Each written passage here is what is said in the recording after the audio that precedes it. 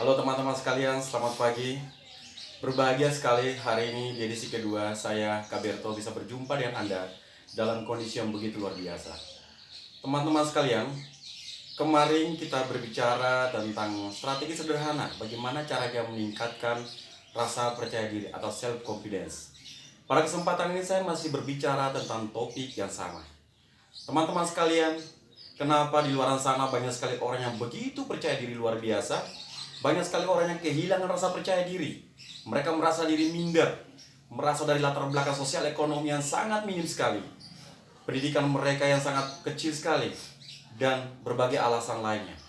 Apapun alasan Anda, itu tidak menjadi halangan bagi Anda supaya Anda bisa meningkatkan kemampuan rasa percaya diri Anda. Satu hal yang mau saya katakan bahwa hari ini barangkali topik yang sederhana masih berkaitan dengan rasa percaya diri kemarin adalah how to start. Bagaimana cara memulai? Kalau dulu kita terlibat di networks, saya pernah terlibat di sebuah networks, sekali lagi bukan networksnya, tetapi saya melihat bagaimana ilmu-ilmu untuk merubah hidup. Dalam satu perusahaan yang pernah saya ikuti, saya belajar tentang how to start, bagaimana cara memulai. Ada lebih kurang 9 langkah sukses. Langkah yang pertama adalah membangun keyakinan. Keyakinan yang pertama adalah yakin kepada diri kita sendiri, yakin kepada Tuhan, yakin kepada perusahaan, yakin kepada produk, yakin kepada leader kita atau upline kita, yakin kepada mitra-mitra kita, yakin kepada support system yang memungkinkan bagi kita untuk bertumbuh dan bahkan jauh lebih hebat ke depan. Strategi yang kedua adalah membangun impian. Ada 3 jenis impian. Yang pertama impian jangka pendek, yang kedua jangka menengah, yang ketiga jangka panjang. Kemudian di langkah yang ketiga adalah membuat daftar nama. Di daftar nama tersebut bisa ada kriteria. Barangkali kriterianya kalau boleh kita ambil misalnya REAB, R-E-A-B. Ramah, energik, ambisius, dan berpengaruh. Kemudian setelah kita membuat daftar nama, kita masuk ke langkah yang keempat, yaitu janji temu. Kemudian setelah kita bertemu, kita masuk ke langkah yang kelima, yaitu presentasi. Langkah yang keenam, kita akan melakukan follow up. Follow up kepada 3 hal. Yang pertama, kita akan melakukan follow up atau tindak lanjut kepada orang yang sudah setuju dengan kita, mau bekerja sama dengan kita. Yang kedua, kita akan follow up kepada orang yang masih ragu-ragu untuk meyakinkan dia. Kira-kira di poin mana yang menyebabkan dia masih ragu sehingga dia tidak bergabung dengan kita. Langkah yang ketiga, kita follow up lagi kepada orang yang sama sekali menolak. Mungkin dia menolak karena belum ada kesempatan, atau mungkin dia menolak karena dia ada alasan lain seperti tidak punya uang dan lain sebagainya. Maka ketika kita datang, kita harus berani memberikan solusi ke dia. Kemudian langkah berikutnya adalah 3M. M yang pertama membaca buku, M yang kedua mendengarkan audio, M yang ketiga menghadiri pertemuan. Iya, membaca buku, bacalah buku-buku motivasi. Bacalah buku-buku inspirasi, buku-buku success story dari orang-orang terhebat. Dengarlah audio terbaik. Kemudian menghadiri pertemuan. Pertemuan apapun adalah pertemuan luar biasa. Semakin Anda sering mengikuti pertemuan yang berbeda, Anda belajar dari orang yang berbeda, dari pengalaman yang berbeda, maka Anda semakin kaya. Kemudian setelah melakukan 3M, membaca buku, mendengarkan audio, dan menghadiri pertemuan, langkah berikutnya adalah duplikasi, kemudian edifikasi. Nah, dari 9 langkah ini, kita akan fokus kepada langkah yang pertama, yaitu membangun keyakinan.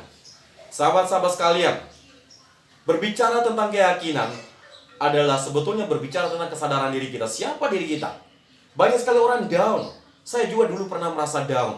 Tapi hari ini saya baru sadar kembali bahwa saya sejak ditakdirkan lahir di dunia ini, saya adalah orang yang sangat luar biasa sekali. Saudara-saudara mau bukti? Contoh, seorang bayi ketika ditakdirkan dalam kandungan ibunya, pada saat itu dia harus berlomba-lomba, bukan cuma dengan 1 saudara kandung, bukan dengan 10, 100 ribu, 10 ribu, 1 juta, bahkan dengan miliaran saudara kandung. Tetapi pertanyaan kemudian muncul, kenapa justru hanya dia yang lahir? Kenapa bukan saudara-saudara yang lain? Itu artinya, sesungguhnya sejak ditakdirkan dalam kandungan ibu kita, kita adalah sosok yang sangat-sangat luar biasa. Apalagi kita bisa lahir, bertumbuh hingga dewasa ini. Kemudian teman-teman sekalian, para sahabat sekalian, ketika kita lahir, kita jadi bayi. Bayi ini supaya bisa berjalan, dia harus belajar merangkak, kemudian berdiri. Terkadang dia pernah jatuh kembali pada saat dia belajar untuk berdiri. Jatuh memang menyakitkan. Tapi pertanyaan saya, apakah bayi pernah mengambil keputusan supaya berhenti belajar untuk berdiri? Saya berani pastikan tidak. Jika bayi berhenti berdiri, maka hari ini tidak ada orang yang bisa berjalan. Apalagi setelah dia bisa berdiri, berjalan, dan akhirnya berlari. Kemudian dari hari ke hari, dari bulan ke bulan, dari tahun ke tahun dia semakin bertumbuh, bertumbuh dan terus bertumbuh. Sehingga memasuki usia 10, 20, 30 dan seterusnya. Bahkan sampai usia di atas 60 tahun. Pertanyaan saya adalah, jika perjalanan yang begitu jauh, sudah berapa tantangan yang dilewati oleh sang bayi sehingga dia menuju ke arah dewasa? Bukan cuma satu, bukan cuma 10, bukan cuma 100, bukan cuma 1000. Sudah ada jutaan tantangan. Sehingga saya berani meyakinkan Anda semua bahwa sebetulnya Anda harus yakin bahwa Anda luar biasa. Sudah ada jutaan tantangan yang sudah Anda lampaui, sehingga tantangan di depan Anda itu tidak seberapa besar. Itu yang pertama. Yang kedua, teman-teman sekalian, berbicara tentang keyakinan adalah kita berbicara tentang percaya kepada diri sendiri. Kenapa kita harus percaya kepada diri kita sendiri? Seperti saya katakan tadi, filosofi sel sperma. Kita dibentuk dengan kekuatan yang begitu luar biasa dari Tuhan. Desain Tuhan tidak pernah salah. Justru keraguan-raguan kita lah yang terkadang buat kita semakin down, bahkan jatuh sampai minus titik nol. Teman-teman, kenapa saya bilang minus nol? Karena terkadang orang itu sudah merasa tidak punya apa-apa lagi. Sementara di luar sana banyak sekali orang yang mengejek dia, menghina dia, bahkan mencemooh dia. Justru ketika dia berpikir tentang hal-hal negatif itu merasuki pikirannya, sehingga seolah-olah dia tidak berguna sama sekali. Sesungguhnya tidak, segala sesuatu terjadi karena pikiran kita. Pertama, yakin kepada diri kita sendiri. Teman-teman sekalian, ketika kita yakin kepada diri kita sendiri, kita juga harus yakin kepada Sang Pencipta, Tuhan yang telah menciptakan kita. Sekali lagi, kita tidak pernah meminta kepada Tuhan supaya kita lahir. Saya tidak pernah minta ke Tuhan supaya saya bisa lahir di provinsi ini. Saya tidak pernah minta ke Tuhan supaya saya bisa lahir di negara ini. Saya tidak pernah minta ke Tuhan supaya saya bisa masuk ke kampus ini, saya bisa masuk ke kantor ini. Saya tidak pernah minta ke Tuhan. Sekali lagi, saya juga tidak pernah minta ke Tuhan supaya saya lahir dengan sosok yang mungkin barangkali agak sawo matang, bahkan arah orang yang bilang hitam. Saya juga tidak pernah lahir minta kepada Tuhan supaya saya lahir menjadi orang miskin. Tetapi sekali lagi, bahwa ketika Tuhan melakukan itu, Tuhan memiliki rencana terbaik dalam kehidupan Anda. Yang harus Anda lakukan adalah Anda harus semakin yakin bahwa rencana Tuhan adalah rencana yang sangat luar biasa. Keyakinan berikutnya, keyakinan yang ketiga adalah saat ini Anda punya orang tua, Anda punya kakak, Anda punya seorang guru, Anda punya mentor. Mereka adalah leader terbaik bagi Anda. Mereka sudah melampaui banyak hal. Oleh karena itu, belajarlah ke mereka. Apa yang mereka tanamkan kepada Anda, ceritakan kepada Anda, motivasi kepada Anda. Tujuannya hanya semata-mata supaya membuat Anda semakin yakin bahwa Anda tidak pernah berjalan sendiri, melainkan Anda berjalan bersama mereka. Ingat sekali lagi bahwa network itu sangat penting sekali. Membangun hubungan komunikasi sama orang lain sangat penting sekali. Semakin banyak kita memiliki sahabat, semakin banyak kita memiliki saudara, maka kita akan semakin kuat dalam segala hal. Anda mau buktinya sederhana kok. Kita bisa lihat bagaimana filosofi sapu lidi. Sapu lidi ketika hanya satu lidi aja, ketika kita sapu, apa yang kita sapu tidak mungkin bisa, bahkan sama sekali tidak bersih. Bagaimana kalau kita kumpulkan jadi 2, jadi 3, jadi 4, jadi 10, jadi 100, jadi 1000, sehingga membentuk kekuatan yang sangat besar sekali. Ketika disapu akan jauh lebih bersih. Artinya apa? Kita adalah makhluk sosial dalam hidup. Kita selalu membutuhkan bantuan orang lain. Kita tidak bisa hidup sendiri. Sekali lagi, yakinlah kepada leader Anda. Leader Anda adalah sahabat Anda. Kemudian yakin berikutnya adalah dimanapun Anda bekerja hari ini, Anda harus yakin dengan profesi Anda. Anda harus yakin dengan perusahaan Anda. Anda harus yakin dengan kantor Anda. Anda harus yakin dengan apapun yang Anda lakukan. Sepanjang Anda tidak yakin dengan kantor Anda, sepanjang Anda tidak yakin dengan perusahaan Anda tidak terlalu percaya diri sehingga Anda bisa menjual produknya. Ingat, produk Anda adalah yang terbaik. Oleh karena itu, yakinlah kepada produk Anda, maka uang akan mendatangi Anda. Ketika Anda tidak yakin dengan perusahaan dan produk Anda, jangan pernah berharap bahwa orang akan menjual, orang akan menerima produk yang Anda jual. Sekali lagi, keyakinan itu sangat penting sekali. Bapak, Ibu, dan saudaraku sekalian, para sahabat sekalian dimanapun Anda berada, membangun keyakinan memang butuh proses. Tapi jauh lebih bagus, kita bisa merubah sosok diri kita supaya kita bisa menjadi fighter atau menjadi pemenang. Prosesnya sangat besar sekali, seperti filosofi yang tadi saya katakan. Tapi satu hal yang saya berani pastikan kepada Anda, bahwa jika Anda ingin mendapatkan ikan yang kecil, caranya gampang. Anda hanya berdiri di pinggir pantai atau di pinggir danau. Apakah ada risiko? Ada. Risikonya paling masuk angin. Apakah Anda dapat ikan? Pasti Anda dapatkan. Iya, ketika Anda memancing. Tapi ikannya kecil-kecil. Tetapi kalau Anda mau mendapatkan ikan yang besar, seret perahu Anda, berlayarlah ke tengah laut. Ketika di tengah laut akan ada badai, akan ada angin yang begitu besar, akan ada halilintar menyambar barangkali, akan ada hujan yang begitu deras. Tapi Anda harus percaya bahwa di balik itu semua Anda akan mendapatkan ikan yang besar. Ingat, di balik badai ada pelangi. Ketika dalam kehidupan Anda sadar tidak sadar, sesungguhnya Anda sedang berlayar. Pada saat orang menghina Anda sedang berlayar. Pada saat Anda diuji oleh Tuhan, Anda tidak punya apa-apa sama sekali, Anda sedang berlayar. Pada saat Anda dimarahi sama orang lain, Anda dikritik, Anda dicemooh, Anda sesungguhnya sedang berlayar. Memang ketika berlayar tidak enak, badai terlalu besar. Tapi ketika kita tiba di pelabuhan, pelabuhan itu sangat indah sekali. Karena Tuhan tidak pernah menjanjikan pelayaran yang indah, tetapi pelabuhan yang indah. Pelabuhan yang indah yang saya maksudkan adalah impian Anda, keinginan-keinginan besar Anda yang Anda wujudkan. Dari keinginan Bapak Ibu, keinginan paling sederhana, yang penting bisa diwujudkan. Kehebatan seorang adalah ketika dia mulai dari hal-hal kecil, supaya dia mampu berjalan menuju ke hal-hal yang besar. Ketika dia bisa menghindari hal-hal yang kecil, maka hal yang besar tidak bisa mendatangi dia. Sekali lagi, Tuhan tidak pernah salah menciptakan Anda dan saya. Tanggung jawab moral kita adalah kita harus berani menunjukkan kepada dunia bahwa kita ini luar biasa.